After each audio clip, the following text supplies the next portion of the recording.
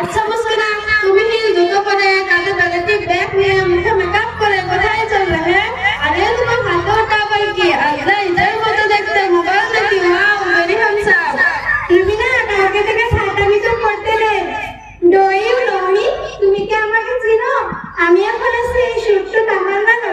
এখন আমি সংখ্যারোজন দিয়ে কলেজে ইংলিশে অনার্স নিয়ে পড়ছি। দেখো, আমার মতো জীবনটা এনজয় করতে শিখো। দেখো আমাকে কিরকম সিনেমার নায়িকাদের মতন লাগছে।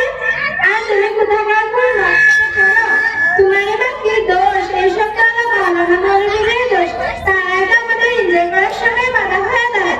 আস্তাগফিরুল্লাহ, মুস্কানা এসব বলতে নেই, তোমার সূক্ষ্ম ঈমান চলে যেতে পারে। আরে তুমি চুপ করো তো। তোমার মতো মাথা থেকে পা পর্যন্ত দেখে ব্যাপারে ঠিকই, তবু আমার ইমান ঠিক আছে।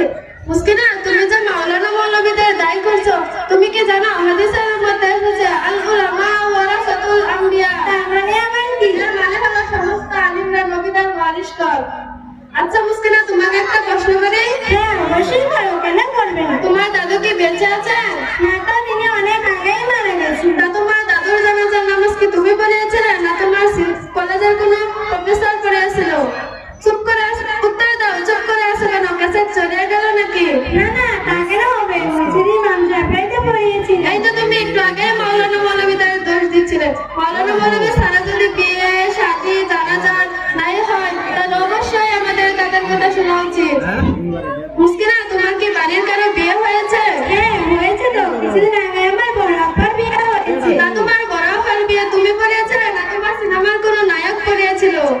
রুবিনা, তোমার সাথে আমার কথা বলাটাই ভুল হয়েছে। দেখো, আমাকে দেখে সবাই হাসছে, তুমি সবার সামনে আমাকে অপমান করছো। না না, আমি অপমান করবো কেন? এই তো তুমি বললে তোমার ইমান ঠিক আছে। আচ্ছা মুস্কানা, বলো তো দেখি, দিনে 5 ওয়াক্ত নামাজ কখন কখন পড়তে হয়? এটা তো আমার বলতেই হবে। এসব কলেজে শিখানি, তাতে কি হয়েছে? মাধুরী কি 5 বার করে নামাজ পড়ে? হ্যাঁ, এটা তো আমার হবে। বলো তো দেখি। ফজরের নামাজ পড়তে হয় দুপুরবেলা,